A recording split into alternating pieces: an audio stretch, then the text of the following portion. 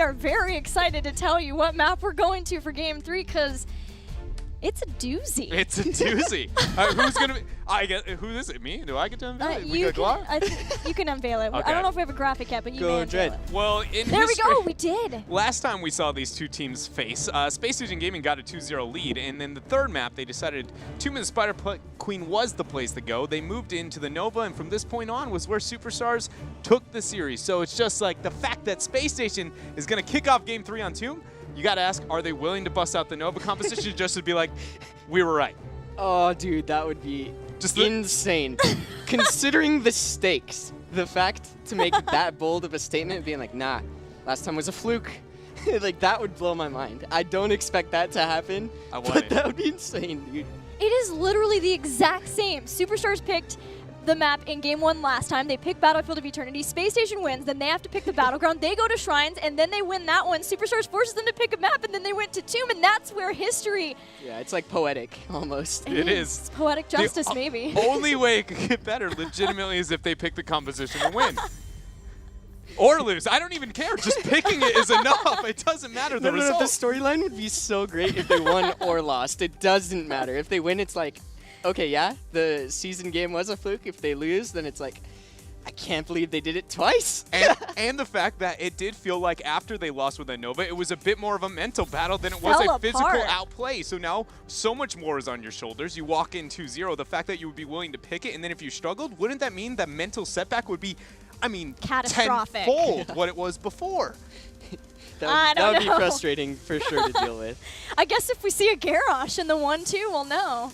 Or at least, maybe, we'll have more of an idea. But from Superstars' perspective, they've already been in this exact scenario before. Do you think that could be, even though they're down 2-0, like some sort of mental, like, hey guys, we were in this position before, we can still do this? Absolutely. Do you think that would help? Okay. I feel like it would. It's got to be, right? And Superstars' mentality, a lot of it has just been like, the odds of you showing up the same way you did in the first game to this game, it just feels like they always approach every match with a clean slate. It's just a clean slate. Cool. It's like, I doubt you'll do it again. It's just so we'll be able to win this one. It feels like that is the approach they're willing to take. And so I feel like, yeah, I do assume that has got to be an advantage they have for themselves. We saw Task Tracer earlier today on Tomb. I don't know if we'll see that direction be taken from Superstars, though. But the Task Star pickup is quite good. I think just getting rid of the medic, both teams have shown they have some sort of prioritization for medic. But Superstars decides to just get rid of it entirely and form a Task Star style composition. Always strong on Tomb. Task's got good wave clear, good vision. Overall good first pick, I think. I'm not sure what Space Station will do on the 1-2, however. Golden they showed yesterday, but Lucio Val is the option they go to right now.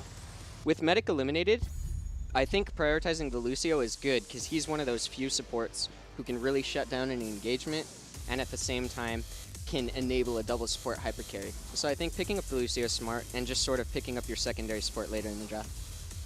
Yeah, Lucio went very well for Space Station in the last game. Showed they had some practice with making sure that they weren't comboing abilities in the wrong way so that they could survive through a long dive. And in the instance that Superstars wants to pick up Malthael again for Stray, they already have that Lucio as a counter for that with Sound Barrier. Yeah, absolutely. It's such a good matchup into Tormented Souls. Lucio just like almost single-handedly can shut down the team fight pressure from a Malthael. They end up going Rhaegar Greymane. Pretty solid standard draft overall. This gives them good bot lane wave clear control if they opt in to do some sort of Rhaegar rotation. And Tassadar on the top side of the map can help clean up that as well. I'm really curious though. Space Station, for me, the biggest determining factor of whether or not they have draft advantage will be what warrior they decide to go with. If it was not on the patch currently, I could make an argument for Johanna, but currently there's like Garrosh. What other tanks would you like to see SSG pick here? The first thing that I always think of when I see a traditional left or right, and we've gone through the depth of the warrior pool, Arthas is one that I go, you know, I do like with Lucio, focusing on high kill potential compositions. Synergizes really well with the move speed. Yeah, I really enjoy just kind of Deathball Arthas compositions whenever we get that high Lucio, and there's nothing on the side of Superstars that makes me scream, I can't go in that avenue. And also, I mean, let's be real here, and Arthas isn't a must, but it could be an option Superstars go, so it's kind of a double whammy. You can remove a bit of a potential that they go into, but... Does Superstars ban the Garrosh here? I wonder, because I agree with you in the sense that Arthas has good matchups into, like, Rhaegar Greymane. They banned the Malthael this time around because they've already opted into having either a traditional warrior as the offlaner or the Greymane Rhaegar rotation style of play where you do like the 3-2 split, that they no longer want to put that emphasis on them out there. That's interesting to me. Garrosh is available, though. Maybe Superstars are going back into their Arthas. We haven't seen them pick it yet this series. The it only just seemed weird. Other hero that kind of meets both of those that is standing out to me, considering the map too, has got to be Leoric. Even though he has not shown himself too often in North American scene, I do feel like it's, especially on this type of patch, that is not out of the realm of possibility for either team. Entomb cooldown was reduced too with the balance patch. Go ahead. I think that Leo could be a good pickup for honestly either team here. But Spacestation, they do go with the Johanna. I think that's really smart. It just provides some extra protection for the Vala, and what's really cool, the Johanna Gul'dan is really telling of what they want to do with their lane setup, simply because they can leave the Vala with the support in the bot lane and generate as much pressure as they possibly can as a duo lane, and then force a response out of a minimum of 2 heroes, and that pulls away from the top side of the map, giving the Johanna Gul'dan control of that rotation. So far, I really do like Spacestation's approach to this draft. My one concern when looking at the composition that Spacestation has moved into, though, is that they are essentially a weak initiation warrior with a support that definitely wants to make that happen. Yes, Lucio's natural mobility will increase the probability of Johanna getting an initiation, but it still leaves that kind of, you leave a pretty big hole in your comp that if Superstars within these 2 picks can find a way to capitalize on, I feel like it really could work out for them. They're going to go with a Stitches and a Leoric here, accenting both the 4 and the 1 pretty effectively. Not what I expected. Together. It gives them another win condition. That's one thing that I think they could be going for. They recognize that Spacestation has that slower, not super hard engage composition, supposing Johanna opts into Blessed Shield and not Falling Sword. Then they have like no dive potential, and you can just play it slow, wait for a hook, and play off the Gorge, for example. If they decided to go for that playstyle, it gives them a win condition. But honestly, the amount of wave clear Spacestation has right now is pretty horrifying. Yeah, I mean, no pun intended with the Gul'dan. It is very, very horrifying. Okay, so they opt in for the double support with the Uther. Uther makes a lot of sense here just because the Stitches matchup. They ideally would want to support with more sustain and better wave clear from SSG's perspective as their secondary support, but Uther, his purpose in this draft is to save the Stitches target. And if he can do that, then SSG has put enough trust in the rest of their comp to win. Yeah, I completely agree. I feel like Spacestation Gaming, they have the wave clear to be able to dominate the map. They have the hyper carry double support. The only problem I see is legitimately just their initiation problems and struggles that they might have. Superstars, I don't feel like necessarily built a composition that can't deal with that, but I don't feel like it excels in those areas. And so it makes, essentially, Superstars has to be the one to make the right decision when it is very high impact. And so far, they have displayed unable to really do that against Spacestation Gaming here. So I am hesitant here to support Superstars draft because, let's be real here, I'm also a huge fan of just wave clear in general, especially on 2. It does put a lot on Talking Trees to make sure that he's hitting the right Horrifies, and then follow up potentially Divine Storm, but definitely Blessed Shields after that. Superstars, though, what are you hoping to see? I'm hoping to see some more reserved, patient play from Superstars. They have the Stitches-oriented composition with the Leoric.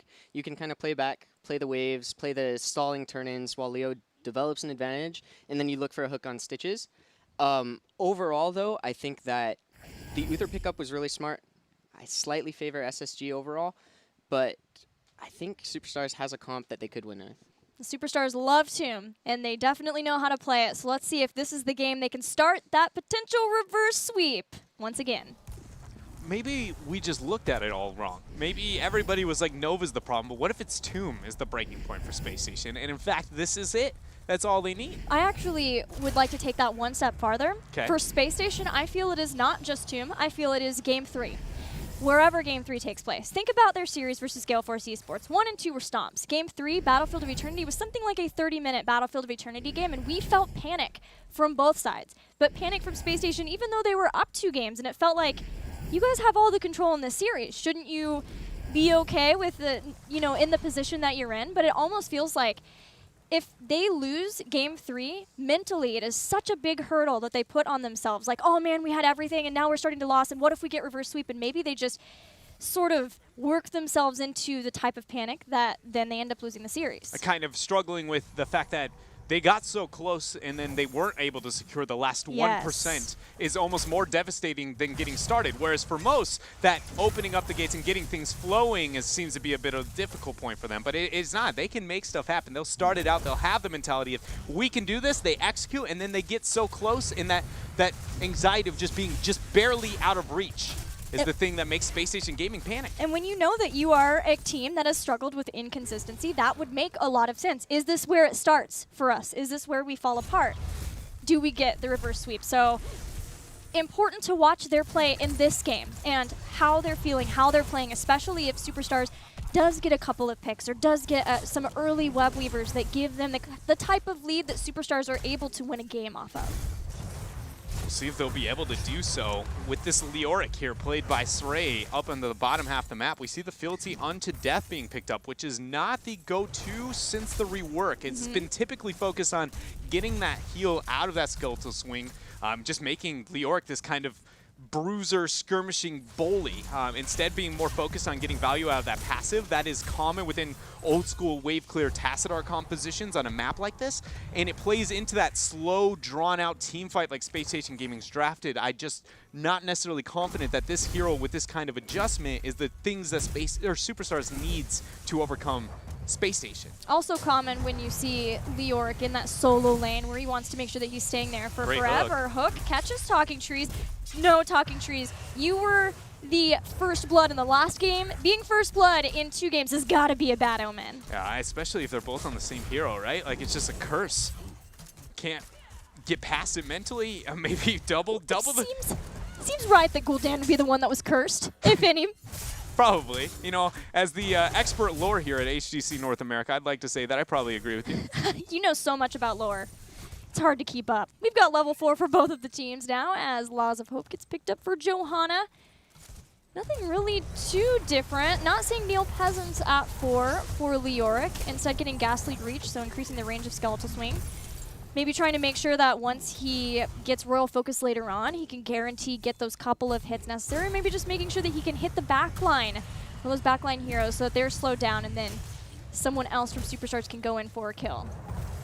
On the note of that kind of slow play that we were talking about before and in the avenue of the Leoric, one thing to keep in mind throughout this game is that Superstars composition does have this kind of post-20 aspect that has got to be respected. Every one of those heroes has a very, very high impact 20 talent, especially Leo. And so what we might see is Spacestation Gaming pull ahead because of their wave clear. And then they'll gain a big lead, but if they fail to punish effectively on Tomb, which is a common thing within the North American scene, then we could see a situation where that 20 is met, it's an even fight, and somehow Superstars looks unrivaled within their team fight capabilities. Yeah, I think that it would come down then to how far behind Superstars got in the early game.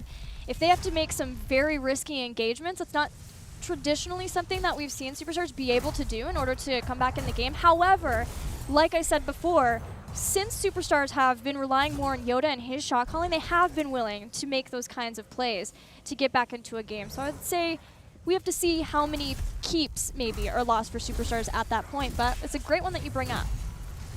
39 gems already turned in for Space Stations, and again, with their wave player, we assume that they're most likely to get that first Web Weaver phase. A lot of pressure onto Urho. Their last condemn in. Auto attack is there. Equinox finds the very first kill of the game.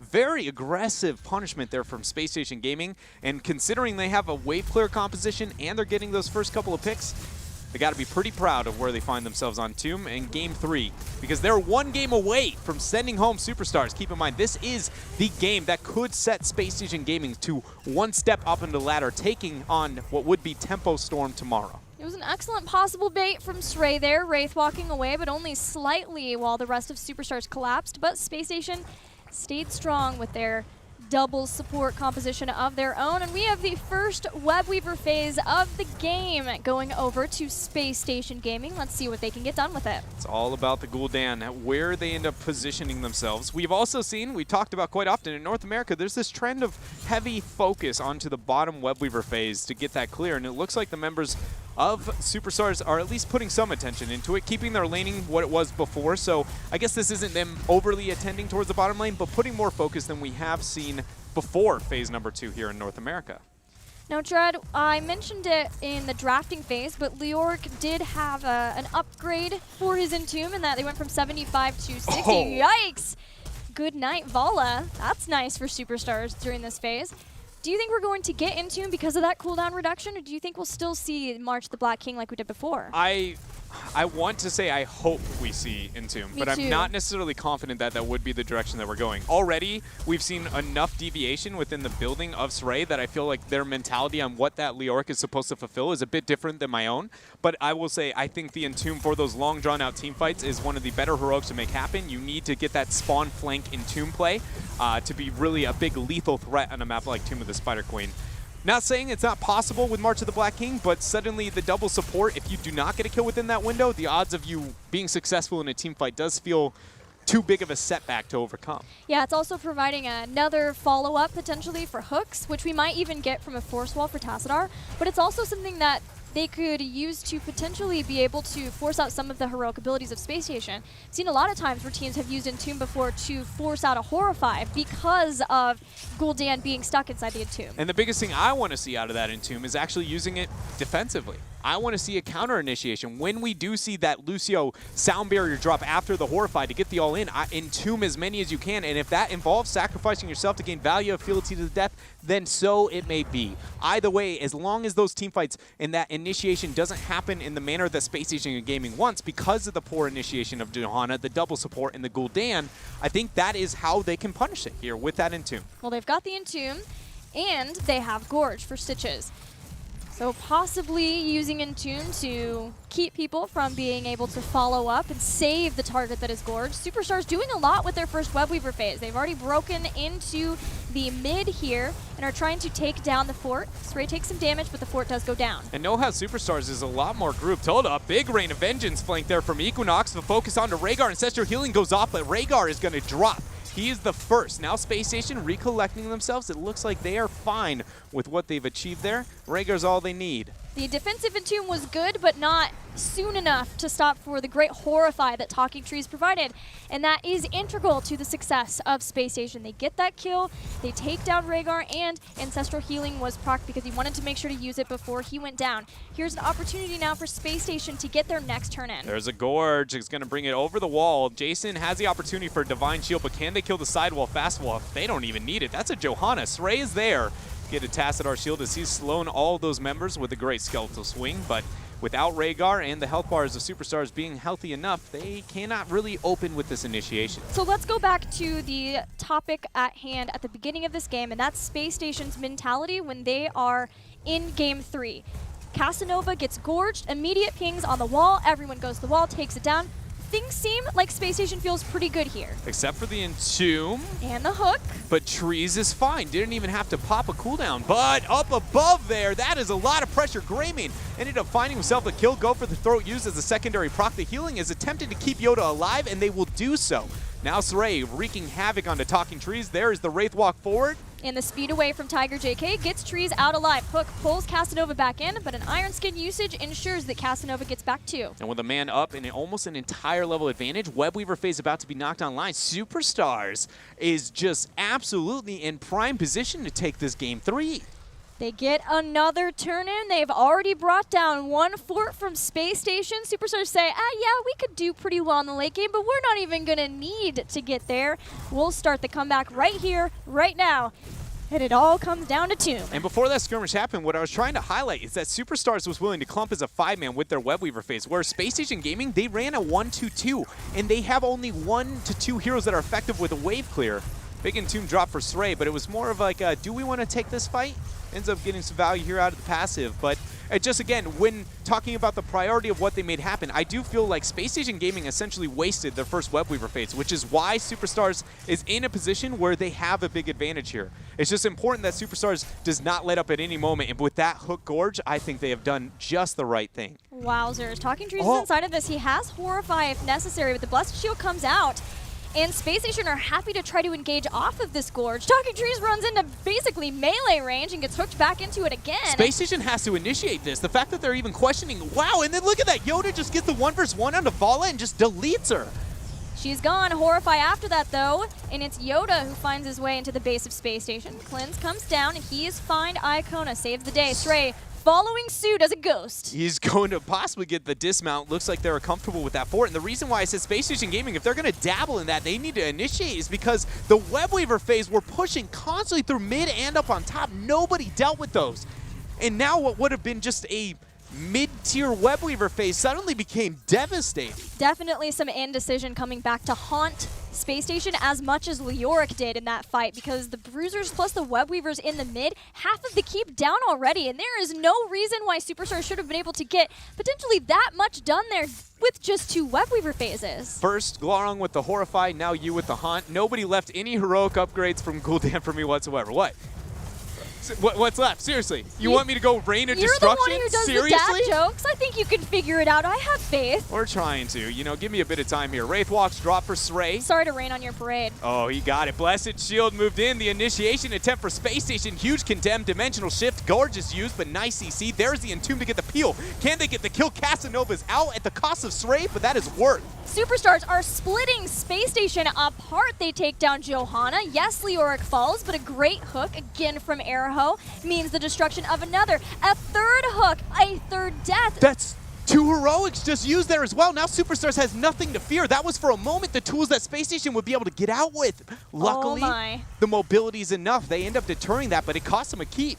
Oh my. This might be the start of it. Nobody else needs to get hooked. We need no more of those stagger deaths for Space Station's side. If Space Station are going to stay in this, they definitely have to stop the stagger deaths now. Superstars have that 16 advantage, and Space Station needs to catch up. And you saw that initiation attempt from Space Station Gaming was essentially out of that max range Blessed Shield, and this is why I brought up the initiation attempts. That is the only way they can force these fights. Johanna has not enough effective AoE slow or anything of the like to ensure those type of kills. And though, yes, you could say, but Horrify is an AoE CC. That could be the follow-up that they need. It forces them to split, meaning most of the time only 1 kill can be gained from those type of cooldowns and resources. And this is, Space Station has to avoid that. How is probably going to be a flank on the Gul'dan with a big Horrify.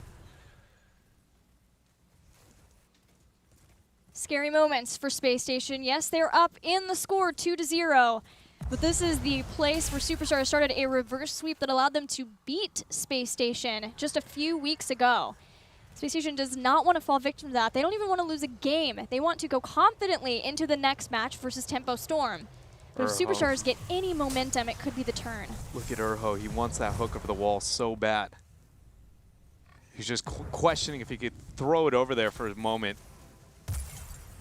Looks like he's just going to leave it. No more hook attempt. I say that. He found one to gorge, but this is not the target they want necessarily. No, Casanova will come out immediately. Iron Skin even drops Blessed Shield. Horrify with that too. Space Station are ready to fight. 16 or not. Sound Barrier, Divine Shield, everything has been used. Everything to get a kill, and it's not enough. Space Station do not get a kill, and Superstars are turning. Entomb! That 3-man Entomb locking them all down. They've got the Web Weaver sieging at every section of the map. Superstars have done it looks like here. They're going to get that hook. They find another kill. They're going to march up to the keep, and they've already got damage onto the core. Give Superstars an inch, and they will run away with it. They have taken out 2 more members. They're focusing on this bottom keep for now, but I guarantee you if they get a couple more of these hooks, it could be lights out. Is that a gorge? Did I just hear a gorge? No way. No. I swear I just heard a gorge animation. Great hand of protection. All right, so they're going to move up here. Damage on shielding still available. Space Station, they've got Johanna back. Blessed Shield online. Superstars, they're dancing around. They're risking a lot here. They're trying to get them away from the core to risk this fight. Casanova, he drops the Blessed Shield. Blessed Shield on a couple members. Space Station still marching forward. The shielding is fairly down on their core, but Space Station hoping that these Entombs are nuts! Are you kidding me? Wraith walking, drops the mic. Sray on that Leoric, just dominating Space Station Gaming. And after all 3 keeps, 15 minutes in and 11 kills to 4, it looks like that is going to be enough. They march upward but the sound barrier deters them. They're not going to be able to make this happen. There's no Gul'dan, but there's also no sound barrier and no Horrify. No Gul'dan kill there is, but still Superstars, they just clear out the minions. They get on the core. They know that this is their game. They know that this series is far from over as they take down Space Station in Game 3. I asked if it was Tomb of the Spider Queen, and you said no. I said it was Game 3. You said it's Game 3. So it doesn't, we don't know. We actually just don't know which one of us is right. You are correct, sadly. And we won't even be able to determine that going forward because Game 3 was on Tomb. But what? Go ahead, hit me with it. What was it? No, Superstars executed their win condition very, very well, I'd like to say. And, like, biggest shout out possible to Yoda. He finished his quest at, like, 8 minutes, 15 seconds on Greymane. That mind-blowing. That's so fast. That's, like... I mean, it is Tomb of the Spider Queen, so in general you can get faster stacks, but good heads-up Greymane play from him. He got like 2 pickoffs on Equinox too, and just a couple of assorted team fights. It was like really impressive. Yeah, I mean, he legitimately, most of the fights, they started, and it was like, and ball is gone before the team fight even started. Yeah, and that's a double support composition too, so it really just felt like Yoda was on another level, being able to assassinate Vala before anyone had a chance to save her. So huge shout-outs to him for doing that. But in this replay, the one thing that I want to highlight from Superstars is if we can pause right here, the fact that they use the Gorge to, like, just such a great level of effectiveness. And now we can start to play the clip slowly. Essentially what happens is Superstars gets the Gorge, they get the pick, and that forces SSG to come and commit to a team fight, even though it's 15 versus 17. And right now, all of the resources from SSG has been used, so this gives them the perfect opportunity to turn. Even that half HP value on Ancestral was more than enough to successfully make this turn. Once you survive all of SSG's defensive cooldowns, then you're suddenly able to like gain that advantage. And we see Stray come in, and he actually hits such a clutch in Tomb. Huge shoutouts to Stray as well, really showcasing how to get value out of this Leoric build. He played slow, patient, but then when he needed to hit the Entombs, he really, really did. But this showcases how strong Superstars is when they get a composition they're comfortable with and when they can play the map slow. Yeah, I think it's really cool to see how Superstars were able to draw in a hook, which means that you have to rely on Airho being able to hit those hooks. And then as people were retreating in the panic of that, then to follow up with Entombs the way that Stray did. Just the synergy and then the reliability of both of those two to make sure that they were getting max value out of those abilities. There was not much that it seemed like Space Station could do versus that comp. I honestly don't know how much they could have, because like at first I did think that essentially on the Stray with the Entombs, the only way he was going to be impactful enough through that game was essentially using the post-16 Wraith Walk and then going through all the targets and then entombing backwards, right, to keep them onto his side, removing any damage, and those who ended up making it through can't secure the kills. But when they get the Gorge to force the defensive cooldowns fast enough, the Entomb and the damage debuff doesn't even need to be there. It was just keep them in place so we can take the fight once they fail to get the one they want. And it was, I mean, he couldn't have done better. Honestly, I had a lot of doubt on his performance in that before seeing the draft, and then he immediately proved me wrong. Yeah, absolutely, I agree. Like, Stray's performance